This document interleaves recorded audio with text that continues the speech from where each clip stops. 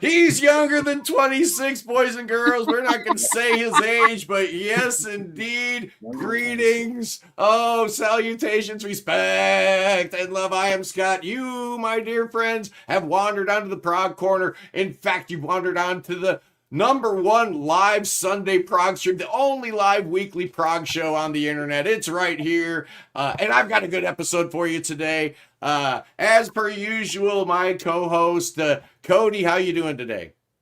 Pretty good. I have been so excited for this. I've been preparing. I've had this CD for the last week, even though it only came out on Friday, but I've had it for a while. And Parasomnia, I'm excited to talk about all things Dream Theater and Circa 5. Yeah, Circa 5 is in the house. We've got Steve Tilling. We've got Mark Kilminster. I'm really excited. You guys have a brand new album out. We're going to listen to a couple tracks from the album. But first, just, hey, how you doing? Good. Great. Good. Thanks for having us on. Yeah. Appreciate it. I'm excited, man. You guys have 3 singles out so far, but the new album drops March 7th. And I couldn't think of a better person to have on this episode for his primetime debut. Oh, man, a brand newbie in the house. Kiefer, how are you, music fan from Ohio? Your debut on the Prog Corner. What says you about this new Dream Theater? Pretty good. Got this. There it is. There it is right there. Show it off. That you didn't. Kiefer, I have you didn't. This too. Cost me so much of an arm and a leg. Nobody here has the art book, but apparently there was some kind of a rip-off. Jeff wants me to put the hat on. You know, I don't know about all that. Yeah, but there was some controversy. Is that is the image, isn't it? Oh my, that's the image right there. I just thought it was in the art book. The controversy and all, it's still better than the image of this CD. My God, I love the album, but the picture is horrible. Oh, that's not good, is it? Yeah, no, it's a closed eye, and it looks like something else. There. No, that's kind of icky and yucky. Hey, as long as we're talking visuals, everything was good for this except the video for Broken Man. The video for Broken Man was terrible. Yeah, right. It was a bunch of AI animated. A lot of AI, but you know, you talk about everything else was great. Isn't Hugh Syme just shorthand for I'm AI and I'm going to sign my name to it and call it an original piece of art? Because that's the only way this could slip under the radar, that the same artwork that was used for Orion, he put it up on his Facebook yesterday, and Portnoy, to his credit, did come back and try to explain it, right? So this wasn't some underhanded. This is Hugh Syme not paying attention to the artwork, right, that he's signing off for. What do you guys think about artwork, Mark, Steve? I mean, how important it is to the creative process, and do you trust the artist not to rip you off by reusing stuff that we're already using with another band? I mean, that's crazy. Well, we're fortunate to know the artists that we work with. We're good friends with them. Like Jenny Anderson did the artwork for this one. And we work closely with them as well. So we know it's not being recycled for other things, So, yeah, I don't think there's any risk of that with us. But, yeah, that was quite shocking to see. It was weird. I don't know how that happened, really. How does that happen? It's not his first time either. The same thing happened with dramatic turn of events. But back in the Circus day, Maximus. Yeah. And back in the days when he was the artist for Rush albums, it never happened back then because he was all about taking real pictures and doing that. Like he did the cover for Hold Your Fire. I think he did moving pictures as well. He was legit back at the time. Yeah, I love this artwork. I think this is great. It's a cool image, right? But then, just that's craziness. He's in hot water now. Yeah, I don't know if you can work with him again. I don't know if it's an age thing or not, but I mean, it really does put a big, to me, it puts a big old stain on what is a fantastic album. Your first impression, Mark, Steve, have you heard the whole thing yet? I mean, we're going to be talking about your band, but when the biggest band in prog rock puts a record out, I'm going to put you guys on the spot. Cool. What do you think of it? So I'm still waiting for my vinyl to turn up, so I refuse to listen to it properly. So I've heard the first 3 singles. Okay. I'm rubbish with first impressions because I think every Dream Theater album, apart from Scenes, I've always gone, nah, for about 6 months, and then they're the best albums I've ever listened to. So my initial opinions always suck. But I thought the first few singles were good. I think Broken Man was the strongest of the three, personally.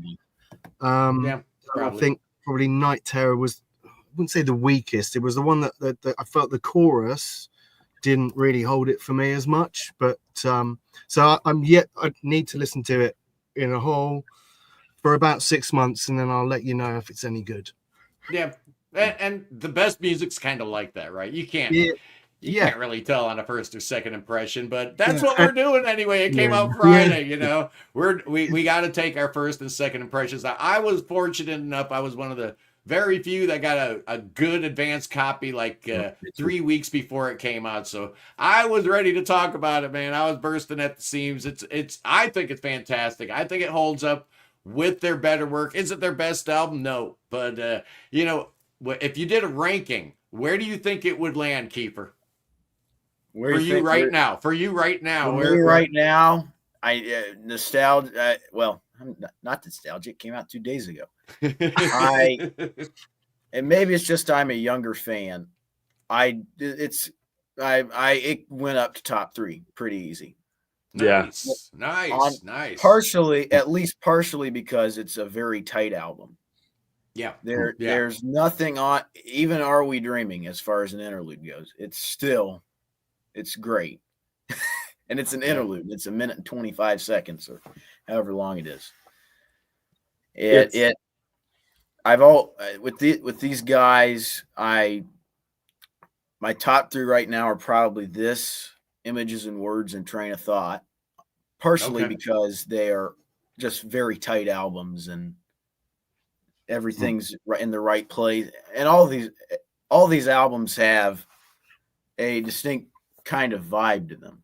Yeah. Which I feel about this has that. Some albums, Falling into Infinity, Octavarium to an extent, they don't have, there's a lot of stuff on there, but it just kind of, it doesn't work as a whole in terms of everything. In terms of everything has the same flow, same vibe to it. This, even the ballad worked on here. Yeah. As part of the whole. So impressive. I think so. Cody, where would you slot it? I know it's early. It's been out 2 days, but where are you thinking this falls in their discography?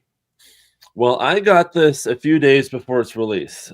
So I've had it for nearly a week now.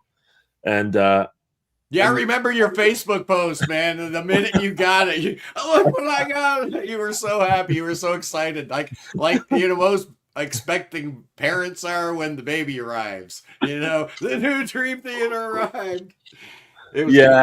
It's well, I own the record store in my hometown of Caledonia, Ontario, Canada, and I was able to go ahead, and that is incorrect. Love you, Christopher, but that is incorrect. Yeah, I don't agree with that, but So I was able to acquire this last Wednesday or Tuesday. Either way, it was a few days before the release, and I had a couple of days to sit with it before I did that review, which is out on Brockway's Vinyl Bites. And it quickly rose to the occasion for me. I put it on, and I listened to it numerous times. In 2 days, I think I listened to it about 4 or 5 times. And it definitely rose up to the top 5 of their albums for me, because all their albums are great. But then you have to think about it like this one has a particular flow. And I found at the end of 71 minutes that I was like, wow, that just totally flew right by. And I loved every second of it. It could have been longer, and I still would have appreciated it the same. So I kind of have to echo Kiefer's words a little bit on this, and that it is up very high on the list for me as well. Yeah. I don't know if I have it quite as high as y'all, but I think in my little brain right now, I've got it maybe at 6th. Oh, that's all Which right. ain't bad. You know, you look at 16 really good albums, right? I mean, that's not bad at all. And maybe Christopher has just a little bit of a point about Train of Thought. You know, it is a little Metallica-y, right? We Just love a tad Metallica bit. here, man. Yeah, we do. We do. But anyway, we're going to talk more about the great and mighty Dream Theater. We're going to dig down into Parasomnia, how we all really feel about some of the individual tracks and whatnot. But, you know, I've got Circa 5 with me. I am a huge fan. Steve, talk to me a little bit about the creation of the band. Now, this thing was just kind of a solo project, right, for your first album. You had some pretty heavy hitter names on that one. Talk to me about the band, the history a little bit, and then we're going to listen to the title track of your brand new album coming out March 7th. Talk to me and my people about the band a little bit. Yeah, well, as you say, Circa 5, it all started really years ago. 2012 was when I first started writing the first album. And I did it pretty much all myself, apart from a few guest spots. Like I'm from Swindon, so that's the town. If you've ever heard of a band called XTC. Oh, yeah. Yeah. I sort of like a sort of more an art rock band, I suppose. But Dave Gregory is a good friend. Yeah, that's right. Right. That's rare. That's a rarity. I'll go for a fortune. That's my band right here. Just in case anybody didn't know, XTC is my third favorite band of all time, behind the mighty Yes and Genesis. That's my holy trinity. Yeah, I mean, they did start off like a punk new wave band, but they sort of morphed into something more psychedelic and proggy. So, yeah, played in a band with Dave Gregory. So I asked Dave to do some guitar on it. He's the guitarist from XTC. Got people like Phil Spalding, who played with Mike Oldfield in there. But as I say, it was 90% me really, and quite a lonely process to do it. So released that debut album, went down very well, job done. I thought, well, that's it. But you know, once you get bitten by the bug, you know, you can't really stop. So I thought I'd love to do another one, but I'm not going to do it on my own again. You know, I'll go nuts if I try that, you know, by myself again. So I got this chap involved. I saw this chap, he was in a band called Tin Spirits. Tin Spirits. Hey, Mark. Tin Spirits. You had a guy in Tin Spirits that people might know about. We've already talked about him. It's Dave Gregory. The XTC connections are crazy. Yeah. And we haven't even talked about your drummer yet. Keep going. Well, yeah, so I met this guy soon after I saw him at a gig. I was just blown away by the band. I thought they were superb. And then I actually played in a spin-off band of XTC called TC&I with Colin Moulding and Terry Chambers. And in that outfit, Colin's son, Lee Moulding, was the backing singer. So that was the first time I met him. We got on really well. And I thought, well, and I heard him drum, and I thought, well, that's it. That's the deal there. You know, I've got to have him in the band, you know. So when TC&I finished, Mark, Lee, and myself formed this unit, you know. So rather than just being me, it's the three of us now. We got, you know, cracked on writing the album. It's taken a long time because there were a few sort of detours along the way. I had other sort of commitments and, you know, musical projects that sort of veered me away from the thing that I should be doing, really. But when that finished, I truly knuckled down for a couple of years and finished this new album now, Clockwork Tulpa, which I think, I'm very pleased with. And, you know, I needed these other members in the band because that's how a band gets its identity. When it's one person, I'm not saying it's bad, but it may be one-dimensional. You need everybody's perspectives and different angles on things to come in, and these were the fellas to do it, you know. Yeah, not everybody is a Mike Oldfield that can have this singular vision. Most of us are just mere mortals, and it actually helps to have other mere mortals with a similar concept and vision and whatnot. And man, oh man, I think you're onto something here, because I'm gonna play for you guys the brand new single, the third off the new album. This is the title track. It's called Clockwork Tulpa. I'm digging this track a whole bunch. So let's see if I can figure this out. Hopefully the volume levels will be good, and let's see. Hopefully there's no ad either. Ads are probably will be. Yeah, we can talk over that.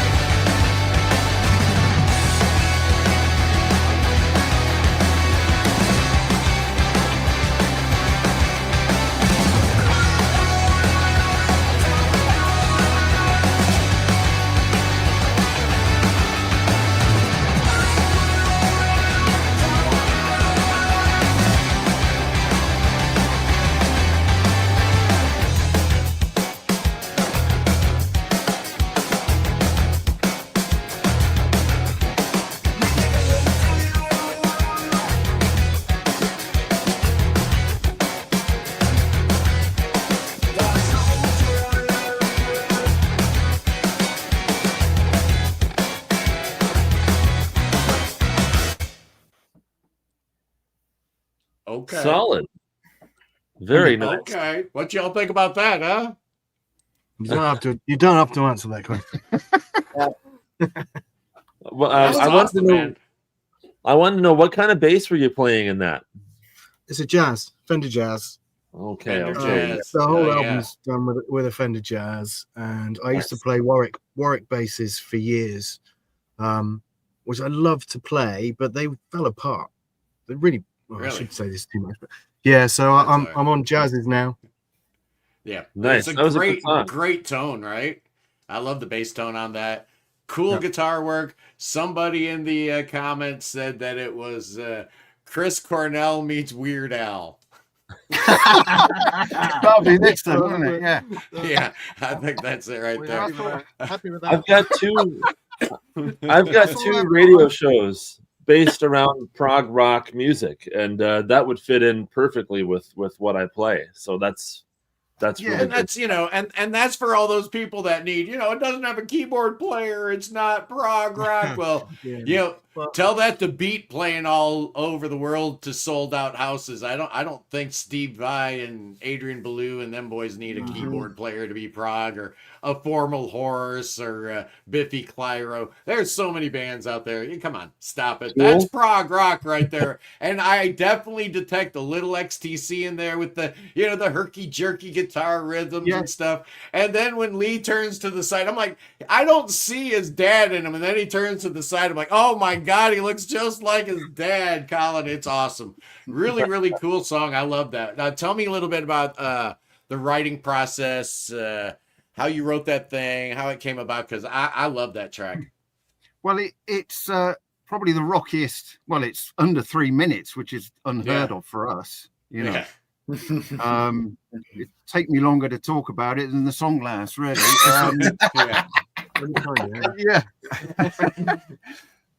But yeah, this song came about really. It's the last song that we wrote, and there are a lot of different. Yeah, you spotted the XTC sort of image. That comes out because I spent about 4 years learning all their songs back to front, so you can't help but absorb that. But anyway, the album is very varied. There are songs going on for about 6 minutes, and they go through various movements and mood changes and things. But I just really wanted a song that eschewed all that and was like a palate cleanser after all the prog rock excursions into his bass solos and me on the nose flute and things like that. Hey Steve, we got a superstar in the house. We got Barry Robinson from his amazing his YouTube channel is like #1. He's amazing what he does. Classic album review. Barry's in the house. So if you get him interested in your music, that is no small feat. He wants to know a little bit. Yeah, there is a new album. It comes out March 7th. Where can people get it? Christopher was asking. Well, it's on pre-order at the moment from our website, which is circa5.com. That's CIRCU and the number 5.com. So there are various tiers that you can choose from. You can, it comes with signed stuff and bits and pieces. So yeah, it's available there. This is the album here. It actually arrived yesterday, so this is fresh off the press. So it's all the album. Oh wow! That's sweet. That's sweet. Hey, we got Plain Groovy in the house. Is there any possibility of a vinyl release? Yeah. Oh, that'll be Chris. He's a good friend. He's a good man. Oh yeah, I need to talk to you, Chris, about vinyl. Yeah, we need to talk, Chris. Let's make sure we give this thing its absolute full potential, because I don't want to say there's a bias against records not available on vinyl. I know I know the economics involved and the financial realities of pressing vinyl. It doesn't really work for most bands. I get it, but it's a loss leader, basically. You put the vinyl out and you're not going to make any money on it, but it gives you almost that seal of approval, that stamp of approval, like we're a real band, man. We're on vinyl. I don't know. Maybe that's just me. Yes, always happy to talk about vinyl. Of course you are, Chris. Thank you so much.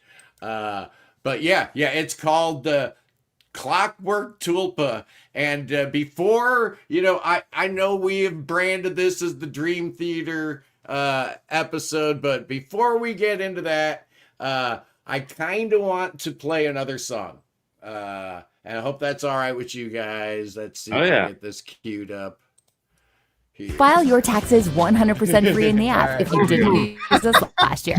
Just file with TurboTax Do-It-Yourself by February 18th. All tax forms and tax situations.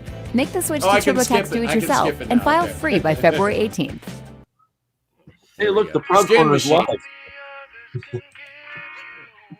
Yeah, we love it. Hey, guess I don't pay for the premium YouTube. I get ads on my YouTube still. Me too. They should give it to me free. I'm a creator.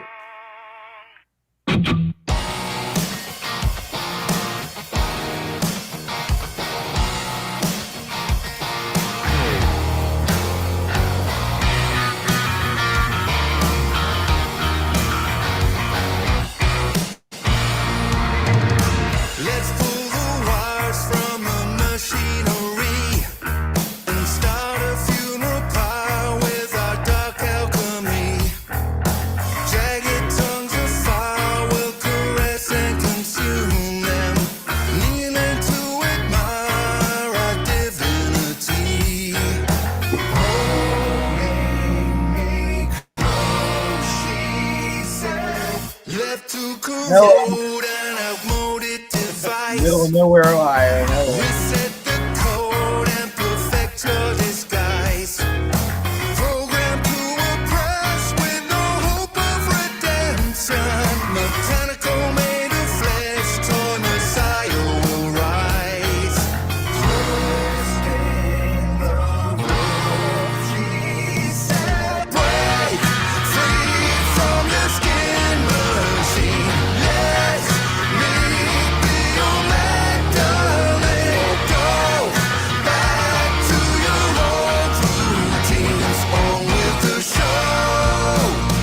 None of the others can give you what you need. I'll make them suffer and make you want me. You are the one. Now prove them wrong.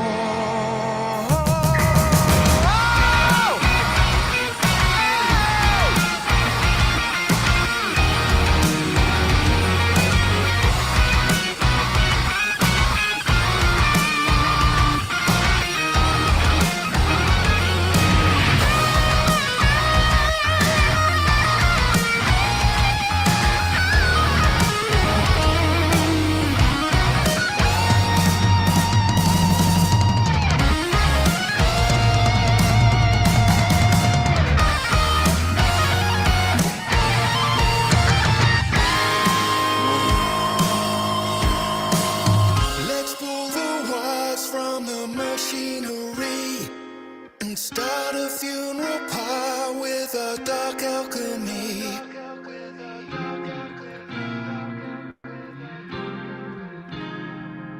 That's cool. Time to learn, never turn. Watch that burn.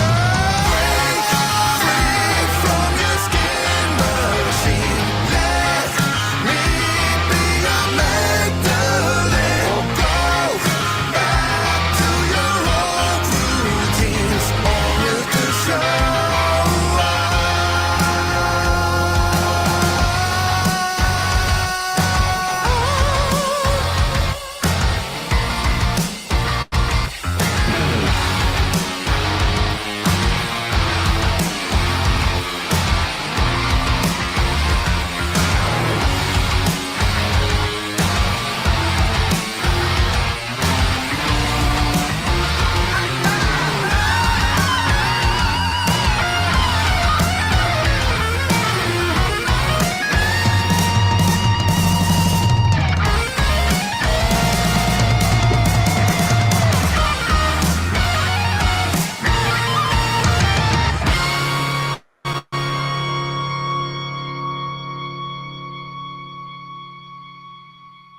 All Wow, right.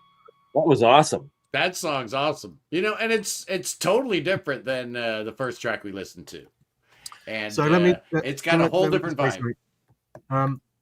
The songs that have been released so far are probably the least proggiest. So I'm a big prog fan. Spock's beard and All right, now we are responding directly to Ian. You see what a troublemaker you are, Ian. You see what you've gone and done. No. You've gone and stirred up a whole hornet's nest. Yeah, go. That's not the reason. That's not the reason I'm saying it at all, Ian. Don't worry. There are a number of tracks on there that are really proggy, which are my favorite tracks. So nobody's heard my favorite tracks on here yet. Okay. I mean, I think they're all great, and I didn't have a part in the writing of this album. It's all Steve and Lee did a few. Tyrant. But, yeah, it's not my fault, you know. The Titanic. That was. But it just means that I can be really honest and go, it's a really good album, and the proggy bits are like. And Christopher detected yet another thing I was gonna bring up. Yeah. I heard a little jellyfish in there too, man, and that's never a bad thing, ever. Do you know what? You know, we were talking about favorite albums. Jellyfish Spilt Milk. Yeah. Is up there in my top 5. It's gotta be. That came out at the same time as Images and Words, and those two albums, Images and Words and Spilt Milk by Jellyfish. Wow. Just that's crazy. Didn't get any better than that. 92 was a good year. Hey, I've got my old boss from Ponk Media, Mark Robinson, running Ponk Media. the band I was in, we were on the same label as G.G. Allen and Tiny Tim. And so thank you, Ponk Media. For the rest of my life, I can say I was label mates with G.G. Allen and Tiny Tim. Ponk Media, you made that possible.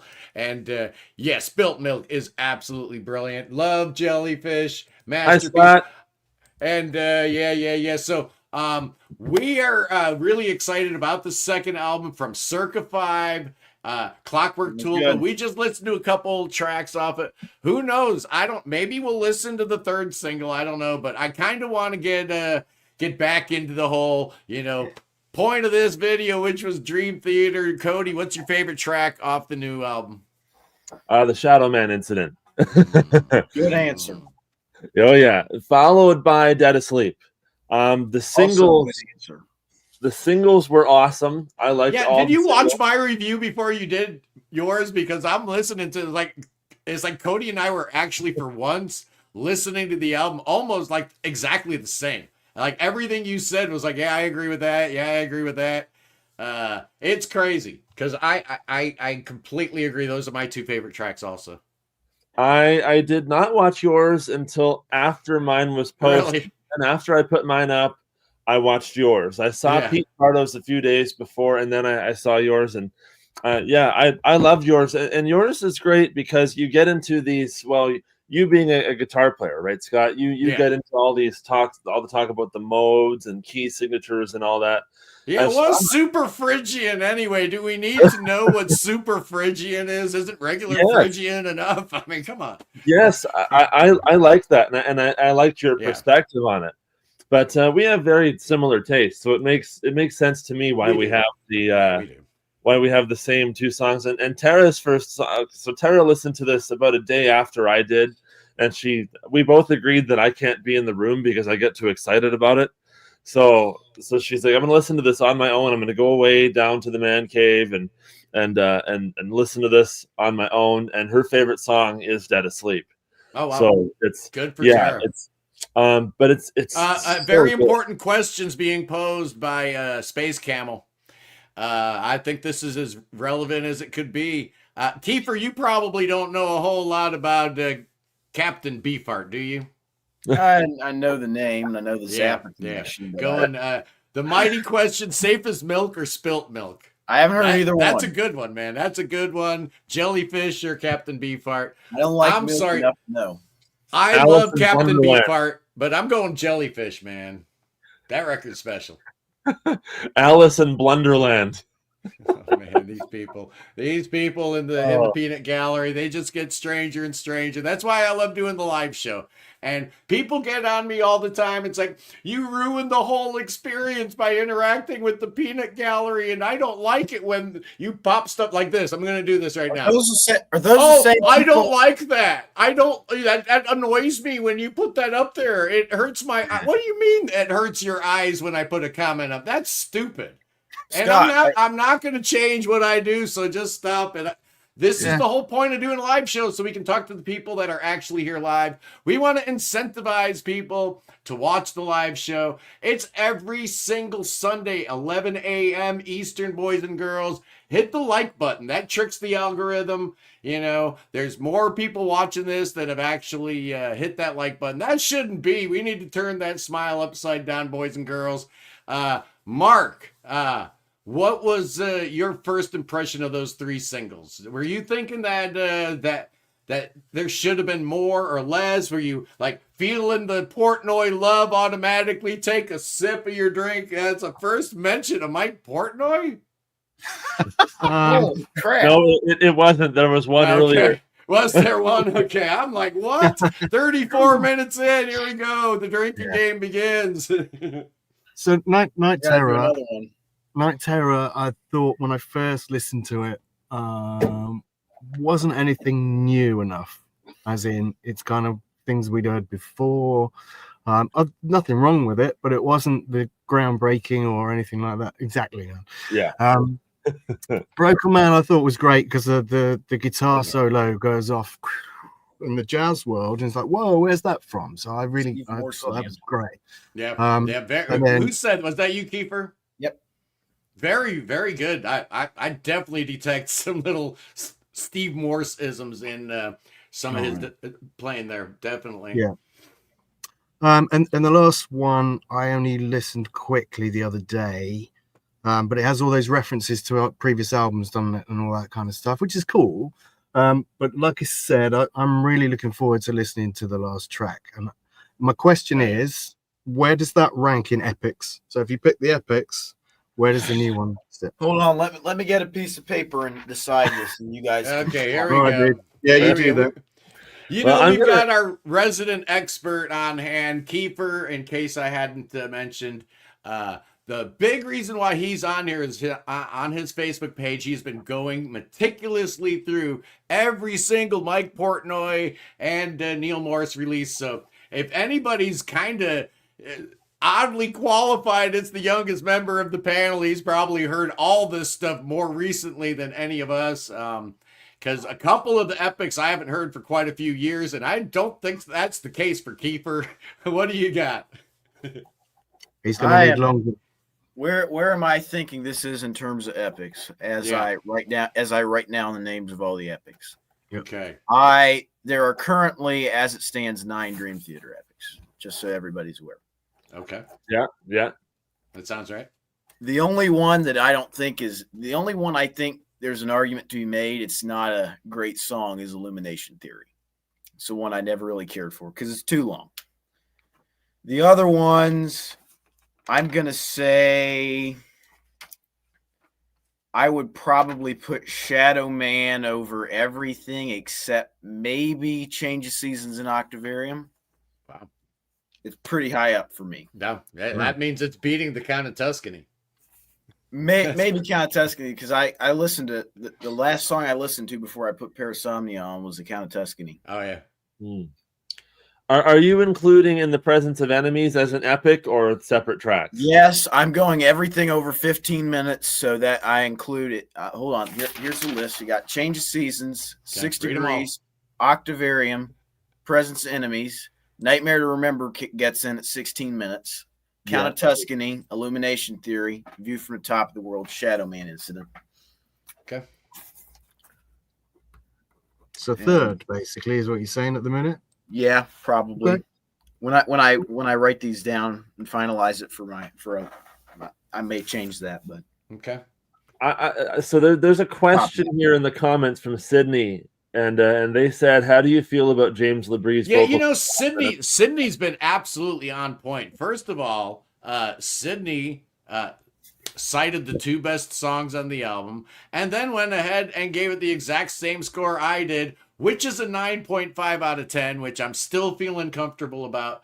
But a lot of my comments still circled around. You said James LaBrie sounds great on the in your review. You said he sounds great. He does. And I got a lot of clapback. It's like, he's never sounded great. You're an idiot. You don't know what you're talking about. So how do we feel about James LaBrie in general, and how he is on this album? I gotta take this one for a second, guys. Whoever said James LaBrie never sounded great has never picked up a copy of Images and Words. Point blank, done. Another Day, come on. Yeah. Learning to Live. Yeah. I know. And I had a good metaphor if somebody brought up Learning to Live and I forgot it. that's how she goes. But I listened to this and I thought James LaBrie was excellent. In fact, I love his songs, the songs that he wrote, Bend the Clock and Broken Man. His lyricism is great, and I thought his vocals and his melodic choices and harmonies sounded excellent on this record. So, yeah, I like it. And James is from like an hour away from here. And honestly, you could make a case that LaBrie's lyrics, I think, way better than Portnoy's lyrics on the one song he penned, and probably better than the Petrucci penned lyrics. So I think those are probably the 2 best lyrically written songs on the album. On top of the fact that I'm sorry, I think he sounds great on the album. He's learning his range. You know what I mean, Steve? You know where you got it and where you ain't got it. And if you're in a band that's been doing it for 40 years, I would imagine at some point you'd realize where you got it, and he's figured it out, right? He's right in his sweet spot, I think. Yeah. I mean, he's not getting any younger, and he's still hitting those notes, and I've got to respect that. You know, it's incredible. We saw him live, didn't we? November time. He was great, absolutely phenomenal. You know, and you know, to be able to do that over 40 years at that stratospheric level is something else, really. I admire. Yeah. So, Kiefer, I have to ask, how long have you been a Dream Theater fan? Well, when did I first hear Images? Pretty recent. It's within a year. So. Okay, right on. 9-10 months. Cool, right on. Welcome aboard. Yeah, there you go. There you go. So, are you going to see them live? Because no, I'm out of town the week they come to Cincinnati. That and I don't feel like giving away all my savings to see Dream Theater. So, yeah, they're not giving their tickets away. They're big time, man. You know, they're a band that people actually care about. And I love the fact that, you know, when Portnoy came back, you know, they won their Grammy last time around with their last album, and you could almost feel like maybe they would have retreated into something, you know, maybe a little bit more geared towards let's try to get as many sales as possible. This is a dark album, man. This is not like this happy, you know, there are some great melodies and whatnot and moments that, you know, have some light to it, but this is as dark as Train of Thought in a lot of ways, isn't it? Yes, it's their darkest album. I mean, Dead Asleep, the song about killing his wife in his sleep, that was just like, wow. I couldn't believe it.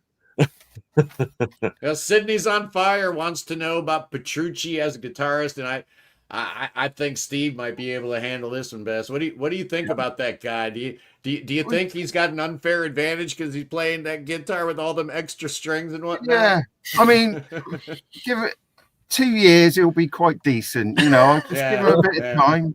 It'll be fine. Needs a little more time with his instrument, right? Keep practicing. You know, no, he's an alien, isn't he? He's otherworldly. You know, you just can't touch him. He's incredible. Very Steve Morse influenced, I think, and on a par with Steve Morse, who's incredible as well. You know, technically flawless, really. You know, you can't really say anything more than that. It's melodically as well. It's not just, you know, speed. Scott, make the comment about Berkeley big. The Berkeley comment big. Who's talking about Berkeley? Ian, and the comment about his. Oh yeah, there he goes again. My issue with John and the band in general, Berkeley wankers. There he goes again. Ian, you're a piece of work. I can tell Ian has never listened to. I can tell Ian has never listened to Spirit Carries On. I love you, Ian. You're super cool, but you got to listen to Spirit Carries On. It's bring a tear to the old eyeball, Ian. I promise it will. Open up your mind, open up your heart. It'll be okay. Liking Dream Theater won't hurt you too much. It really won't. And you know what? The most important lesson to be learned from this show so far, boys and girls, is that Scott likes my hatless look. You know, that's truly important. Absolutely. I dig it too. But Peter Jones thinks thinks that the new album is their best since Metropolis Part 2, Scenes from a Memory. You're holding the album. What says you about that, Cody? Is that overreach? Are we forgetting about Octavarian and some pretty good records that came in the interim? I'm pretty partial to Train of Thought and Octavarium and Black Clouds.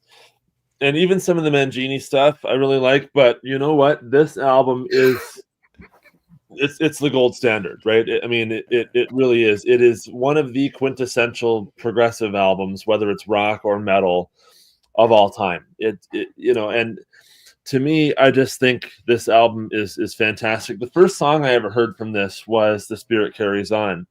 And when I first heard that, I heard that from my buddy Matt Brown, who played it on his Deep Nuggets radio show. And he's not much of a Dream Theater fan, but I was getting into Dream Theater a couple years ago, and he said, you might like this song. And he put it on, and I was sitting on the couch. I had him blasting through my stereo, and I went, the guitar solo came on, and the way that Portnoy follows him in the solo, this is sort of harking back to Sydney's question about John Petrucci being a god guitarist. Short answer, yes, he is.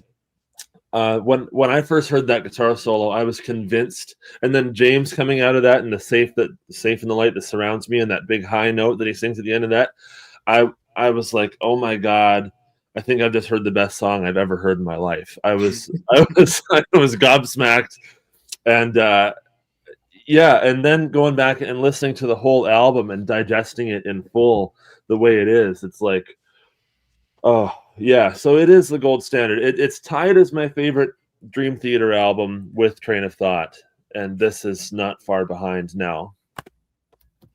Yeah, go ahead. I hated The Spirit Carries On when I first heard it. Yeah. It's a tearjerker, man. And it was just, I'm like, why would you do this? Do you get it now? Do you understand now, though? Do you get it now? There's two softies on that album. I've grown to like one of them, and I still can't stand Through Her Eyes and the drum machine and all that. But everything else on there I like. I can understand that a little bit. Live, it's great. My connection with Spirit Carries On is it kind of came to me at a time in my life where the lyrics really resonated. So of course it's not going to be everyone's thing, but I definitely really appreciate, and it entered my life at the right time. Like there's just no better explanation for it. Yeah, and that happens, and that's always going to be the case in point. And a lot of times that's going to be the first record you listen to by a particular band might have that, that memory attached to it, or that I remember the very first time, like I was living on a sailboat, Steve, and I had no access to anything. I'm in a sailboat in the Caribbean, and I had cassette tapes. So every once in a while, my dad would have to go back to the States for business, and he'd come back with a handful of cassettes. One day he comes back in 1979. He's got this weird looking cassette with this weird face on it. It's some band I never heard of called XTC. And for some reason, Drums and Wires will always be my favorite XTC album because I will never forget that moment. I popped that cassette into the cassette player on the boat, and I think we're in like the Bahamas or something like that, anchored way out in the middle of nowhere. And it forever changed the way I thought music could be. So, yeah, that's it with Dream Theater fans, too, I think a lot of times. The first record I listened to all the way through was Metropolis. I'd kind of, I had friends that had Images and Words, and I'd listen to them a little bit. But the first album that I sat down and really listened to by them was Metropolis. So that's still my favorite. And I think there's a lot to that. After you heard Transatlantic? No. I came to I heard all the bands of Transatlantic I had heard before Transatlantic. I knew Dream Theater. I had Flower Kings albums. I had records by Spock's Beard and Marillion, and none of it really hit me all that hard. I respected it all. But then that first Transatlantic album came out, and it just blew my mind. Then I went back to all those bands, and I learned to appreciate them way, way more. But It was Transatlantic that did it for me, yeah. Absolutely. Yeah, they're my first Dream Theater album. Now, I was a lot younger when this came out, and I heard it, and I was kind of new into the prog stuff, and I heard it, and I'm like, oh, it's all right, So I heard this when it came out. I didn't become a No, I can understand. You didn't become a huge fan. I wonder why. And people were asking. I wonder why. What's the bigger picture sound? Yeah. Well, what's the worst Dream Theater album? You're holding it in your hand. Hey, are you holding it in your hand, or do you need to find your copy of The Astonishing? I don't own The Astonishing. The Astonishing is the only one I don't have. Really? Oh yeah. I should have it. You should. It's not terrible. What do you think, Mark? Have you heard The Astonishing? What do you think? Come on. Controversial. Okay, so I think it's a great album, but I wouldn't call it a Dream Theater album.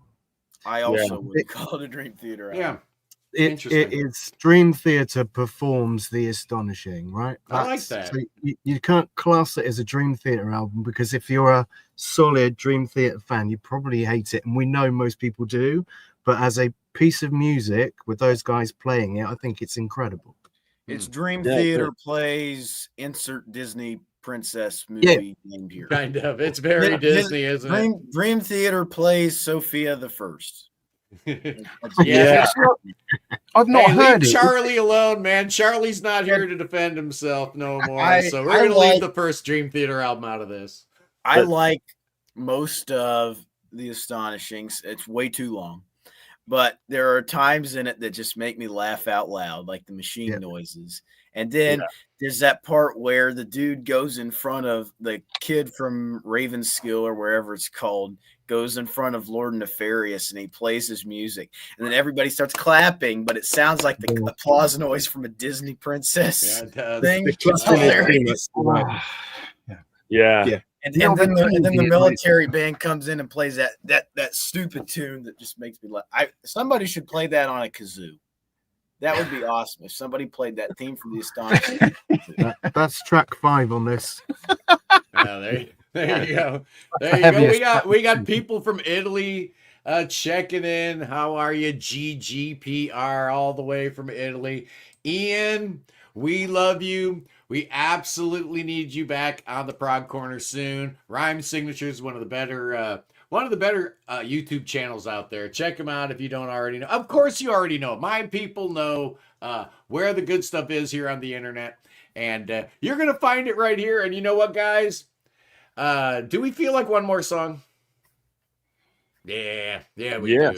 Yeah, we do. I got one more question. I want to hear another song, but I got one question for all of you guys on the panel here. This is a loaded question. Top 5 Dream Theater albums. What are they?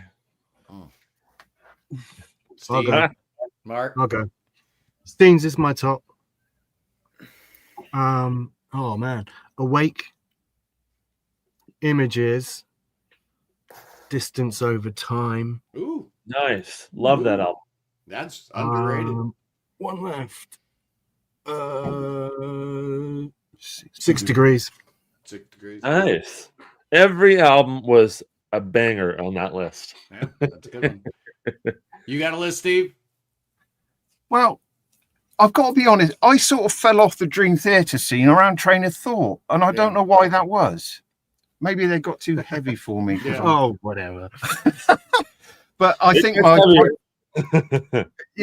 my favorite, and the production's a bit cheesy nowadays. The drums sound a bit synthetic.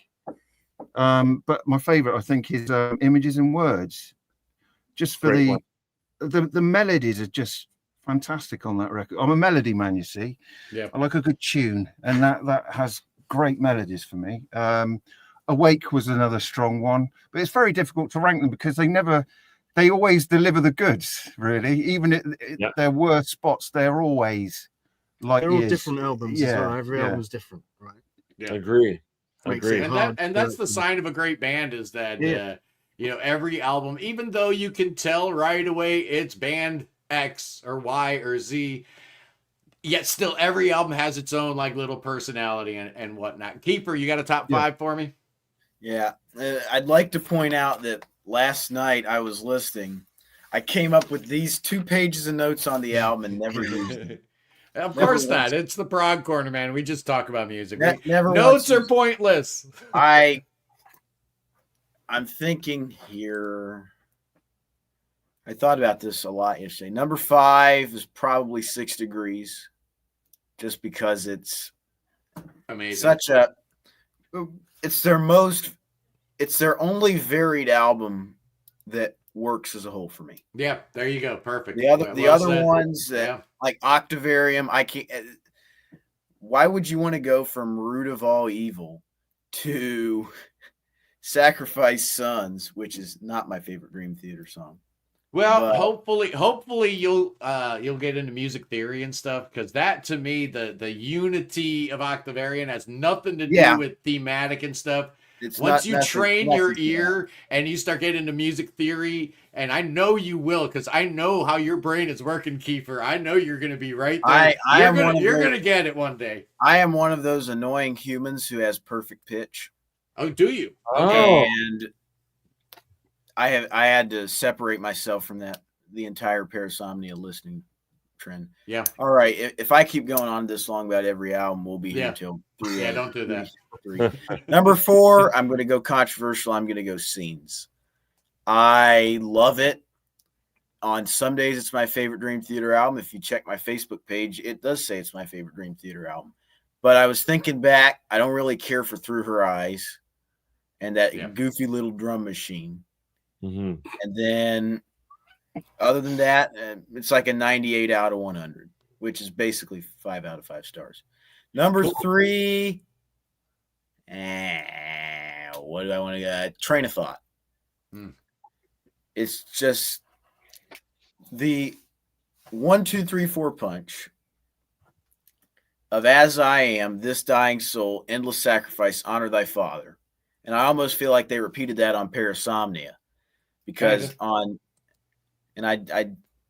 after A Broken Man, is it going to get any heavier? Is it going to get, just got heavier. Didn't want to spoil too much for you, but the last night I played it probably Parasomnia, probably the 5th time, and I got to dead asleep, and I was just pretty much sitting there napping, and then I just had to walk over to the stereo and just turn the stereo up a lot just to hear that riff. Yeah. Number 2, I'm going to make a bold claim for the sake of making a bold claim here. So number 2 is Images and Words. Okay. And just again, that album and Awake is probably my number 6, has just such a cool ethos to it that Kevin Moore brought that I don't. What do we have there? Is that what kind of pressing's that? Oh, look how beautiful that is. Oh yeah. Sweet. This is a music on vinyl pressing that they did a number of years ago. This is a limited edition of 2,000 colored copies, and it's a numbered edition. Let's see that again. Show it off. Yeah, let's see. Oh, look at that. Oh, man. How beautiful is that? I'm not envious. Continue on, Keeper. And, I have the physical. I'm going to be bold. As the kids say. Number 1. Ooh, wow. Pulling no punches. Well. This thing, and I'll try to hold spoilers. This thing is such a great album. Everything about it is perfectly placed. Sequencing is perfect. Yeah, the sequencing, you're dead on. That's very important. And I haven't posted on. I'm just gonna run through this quickly. All the callbacks. Instead they could have gone full on sentimental and just Portnoy comes back in, boom, and just go crazy. He's back. Bunch of people applauding at an awards show. They start out with a bunch of sound effects and creepiness. And then it just goes heavy. I would like to point out In the Arms of Morpheus is the second Dream Theater song to have 30-second note blast beats. Drum nerd Cody, what was the first song?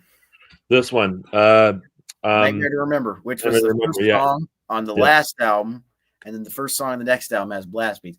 Into Night Terror, which is just the perfect song to go back to.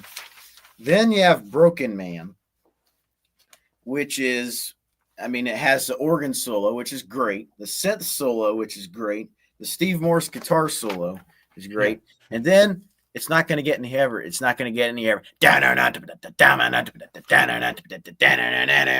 just Dead Asleep is probably my favorite of the 4 heavy songs that aren't the epic.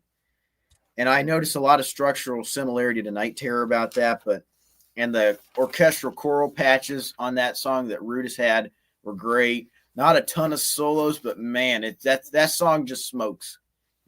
Yeah. Whichever one of you guys can't remember that hadn't heard it, you're gonna love that if you like the heavy stuff. Oh yeah. Midnight Messiah was the 3rd single. I made some observations about that. when Portnoy placed the reference in each, he either did it in a pre-chorus or a bridge, and he built it around that. He only mentioned song titles and the pre-choruses and the bridge. He would mention, like, he would quote maybe the Glass Prison in the verse, but he wouldn't talk about anything else. He left the songs. He picked 4 songs and he put them in the pre-choruses and the bridge. Okay, that I thought I was detecting something like that was going on. Yeah, because I remember it went from Strange Deja Vu on pre-chorus 1, Constant Motion pre-chorus 2, and the bridge was Home, and James LaBrie sang the Home melody.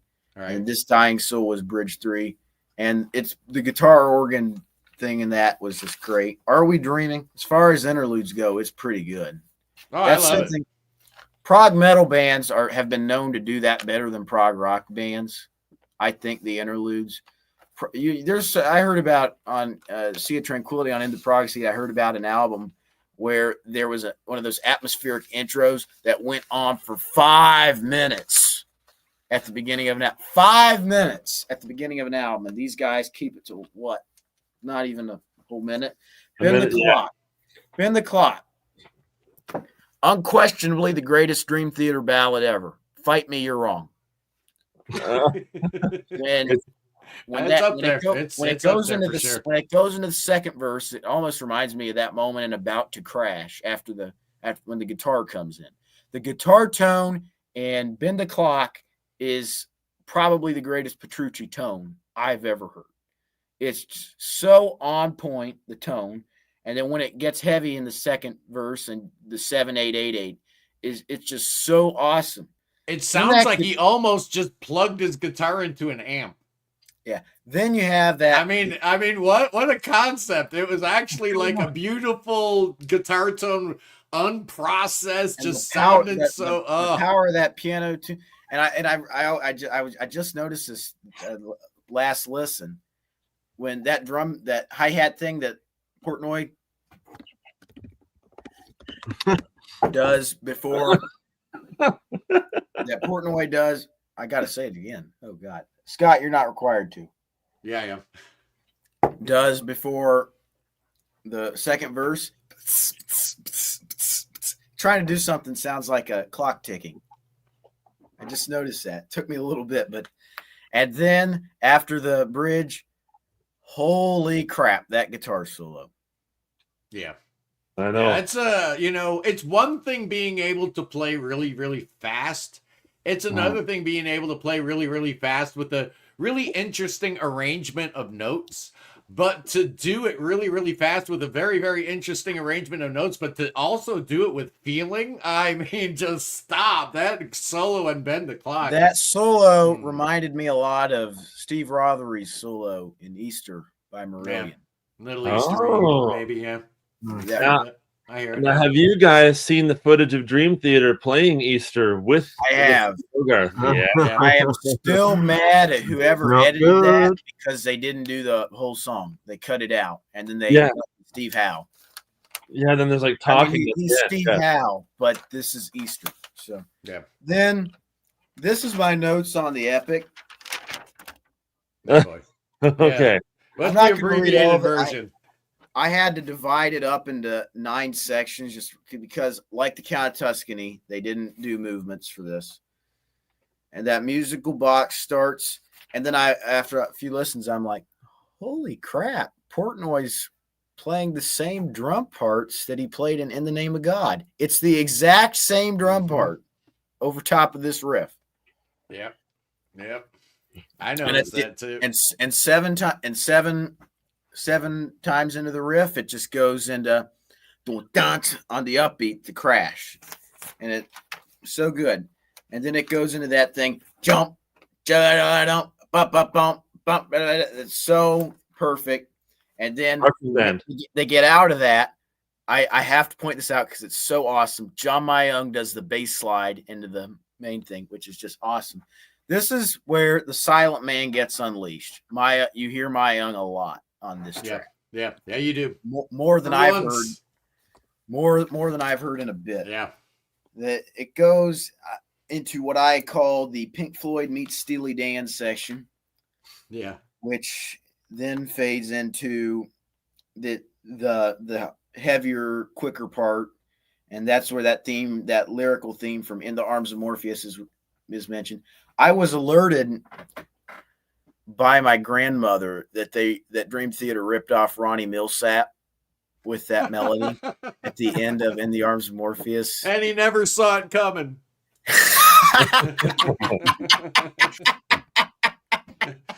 And Mark and Steve clearly don't know about United States or American country singers. He was not a clue.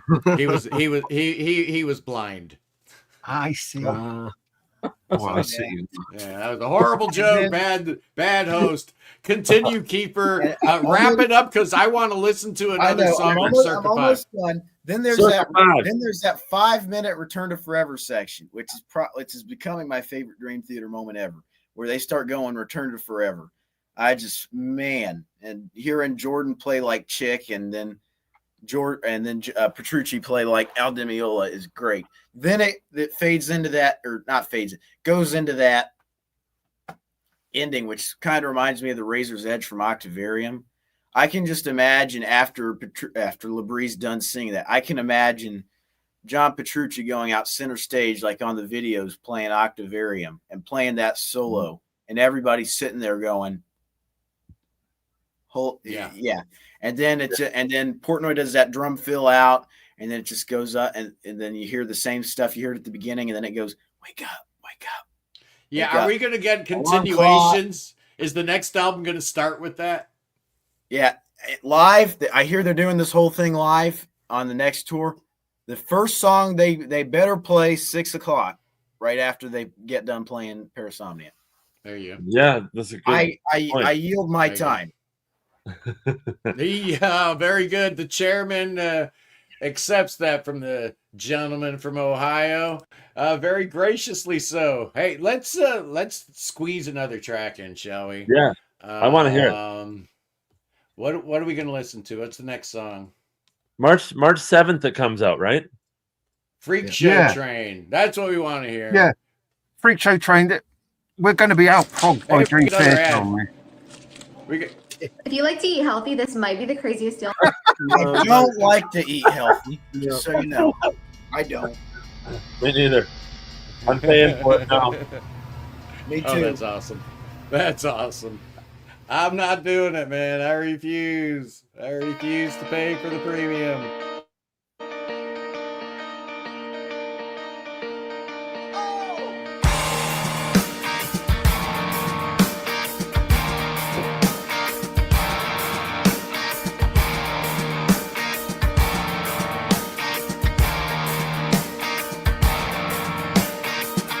Taking a trip, so clip your ticket at the Seaview station. We're making our way across the bay into the old turnstiles. And shuffling sideways is a driver with marine mutations. The bassist get thrown off the plane. Don't see him anymore.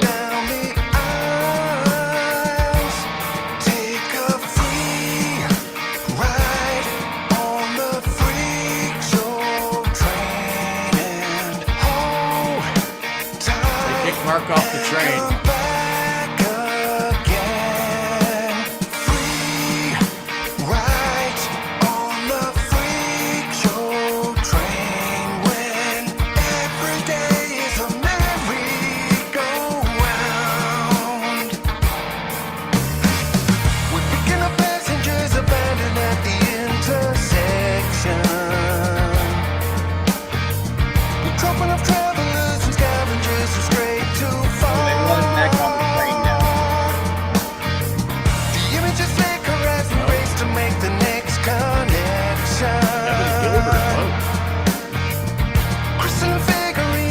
Inside a cold glass jar. Take a free ride on the Freakshow Train and wow, you got my Uncle Andy to like Bobby Frog. Making progress. free rides on the Freakshow Train when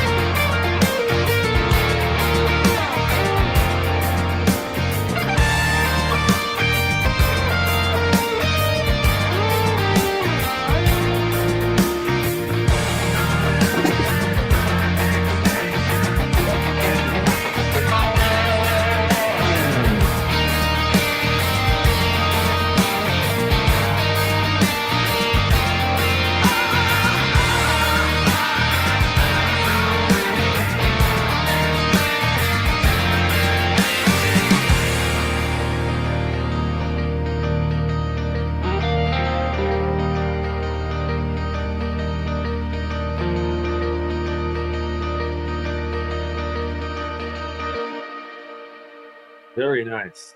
I have one important Awesome. question.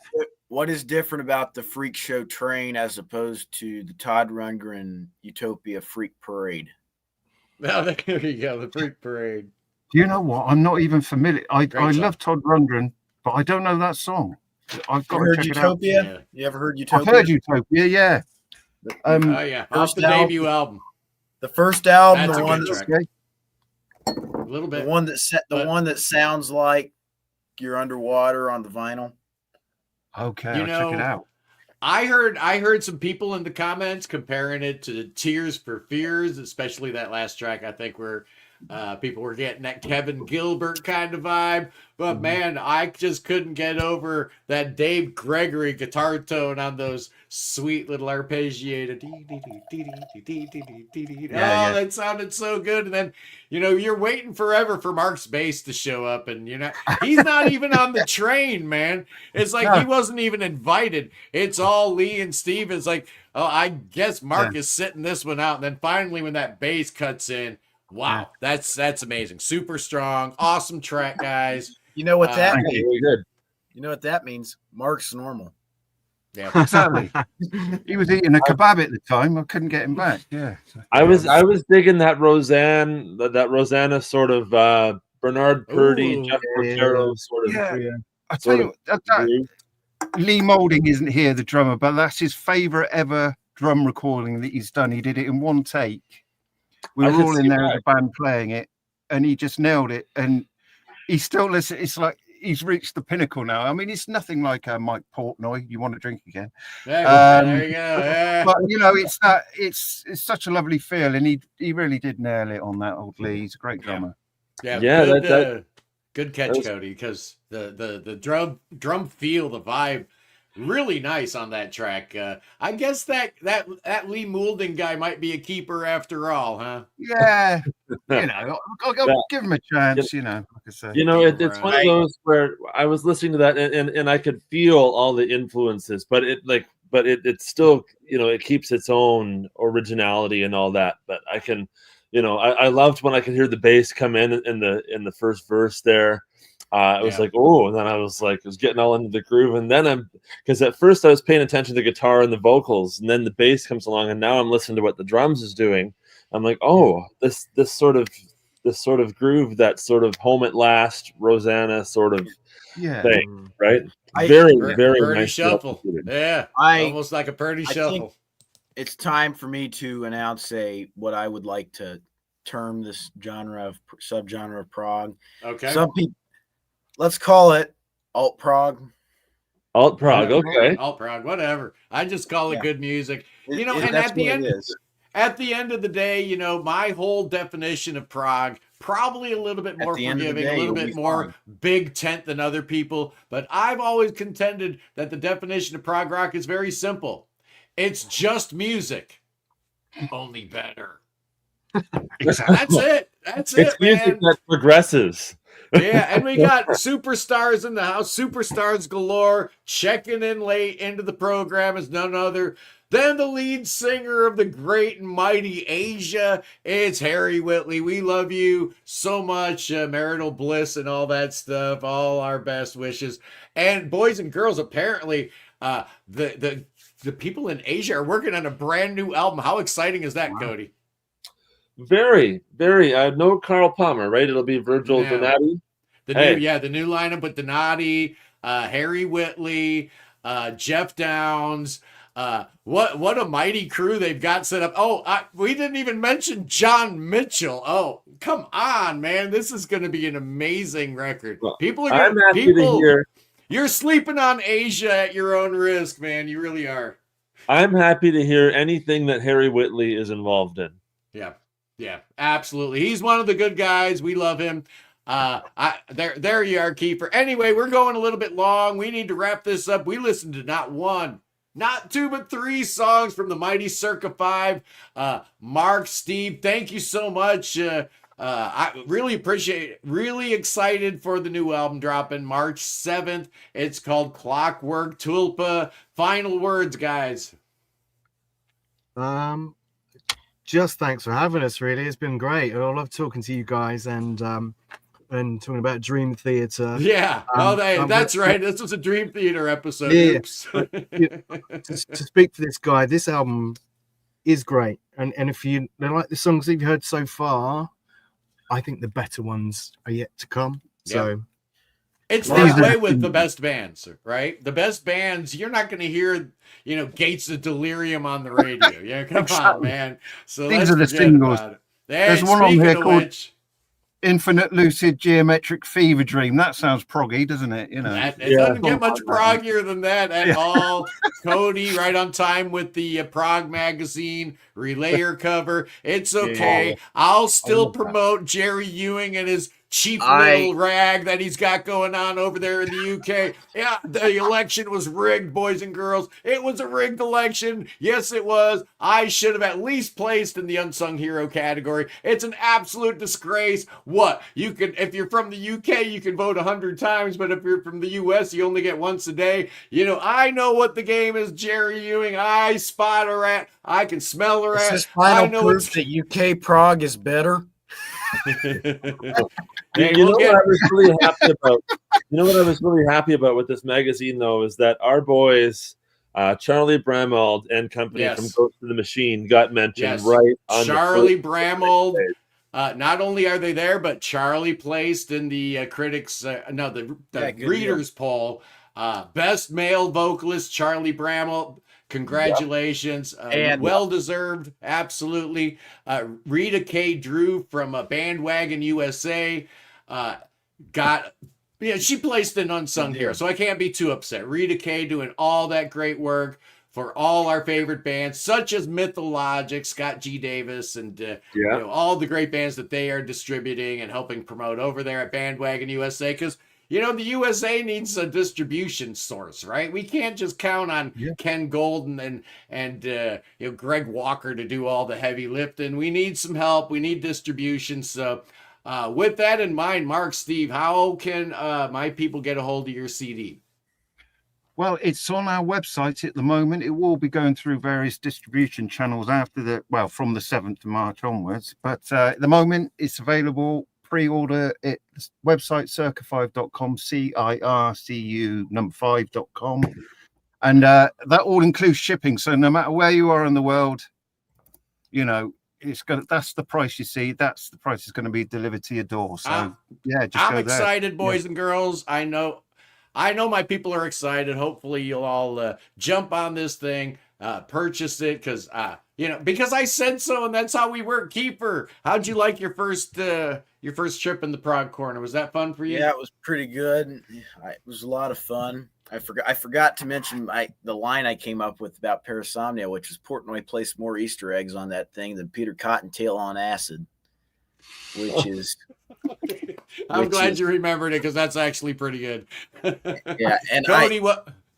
You got anything going on? Shadow Man to Gates of Delirium. I thought that was a good comparison. Shadow Man is their Gates of Delirium. There you go. I think so. Why not? Right?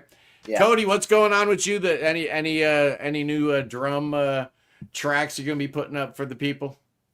I've just joined a heavy metal band called Sinistral. No, we don't have anything recorded up, anything just yet, but I will make that more apparent. Nice. When it happens. But on the channel on Brockway's Vinyl Bites, I just put up a review of Parasomnia. People are digging it. I put it up a few days before the album release. Good numbers. It's a good one. I watched it. Excellent review. Go check out Cody's review of Parasomnia.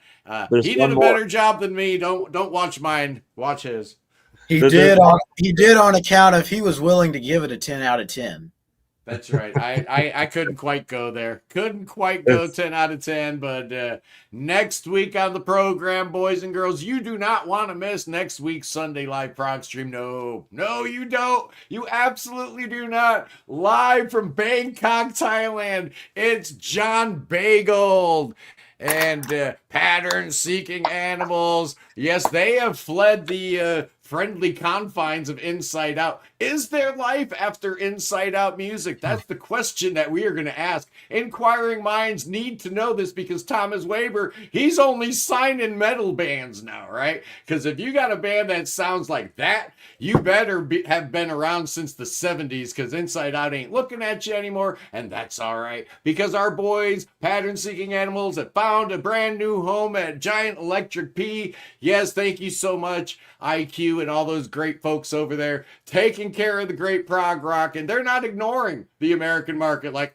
I don't know, like Jerry Ewing might be. They're not ignoring American prog rockers. Pattern Seeking Animals next Saturday, their brand new album, their 5th album, their first for Giant Electric P, Friend to All Creatures. It's amazing. It might be their very best, so we're going to have him on the program with, I don't know who's all going to be on. It's going to be me, John Bagel, Kevin from Prog Radio. It's going to be an awesome time. This was a great show. We're going long for Mark and Steve from Circa 5, Cody from Brockway's Vinyl Bites, and the amazing Kiefer Livingston.